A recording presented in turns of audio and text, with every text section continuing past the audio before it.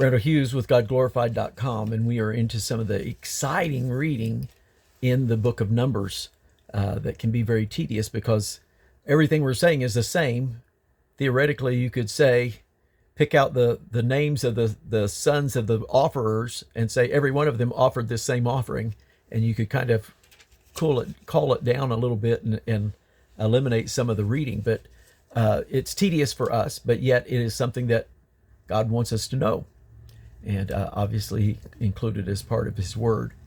And so the way that Edward Reese has laid this out, this is how he believes it all occurred, or certainly was how he felt at the time of this publishing. There's some differences in some of the layout in his 2016 one. I did not have it at the start of the year as one of the reasons. It's a little bit difficult to get his Chronological Study Bible. It's no longer, I guess it's no longer being published, and I think you can get paperbacks are fairly easy to get, I guess, but they're kind of costly as well, and so at any rate, I got a hard copy in it, but it delayed my process. I initially made a purchase and I did not receive it. And when I made contact with them, they said that they had misread their inventory and they were out. And I don't know if they were waiting for another one to come in that they could ship to me while they held my money or just what. So I notified them that they could go ahead and refund my money. And but eventually my wife actually ran one down for me, my phenomenal helpmate that she is. And so at any rate, just some very tedious, but it goes through. And so April the 1st, a year later after they began the Exodus, it was April the 1st of 1462 that Moses said, this is going to be the beginning of months for you. And then on the 10th day, they gathered their lamb into the house. And on the 14th day, they slew the lamb. And that evening, they were leaving Egypt in 1462. So we're now a year removed, and they have the tabernacle set up. And we're on the April the 6th is where we will begin our reading tomorrow.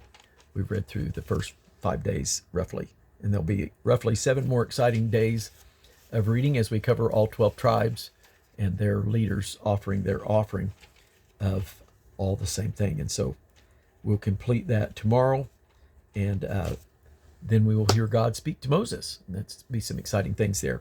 So I don't know that I have a lot of in-depth insights to give you from today's reading, other than, once again, that God is very detail-minded, and he had a record of what was done. And so just know that what your work and labors for God will be accounted for. God will not be indebted to any man or woman. He will not be indebted. And so he will find a way to compensate you and bless you for the sacrifices you make for his kingdom and the labor and the service that you do. And that we all have different abilities and giftings, and so he expects you to work in your gifting and to provide that back to him. And so just pray that this is a blessing to you. It's part of it's the discipline of going through it and saying, yes, I'm going to do this. I'm going to complete it. And so at any rate, that's what we have for you today. And God bless you, and we'll continue tomorrow.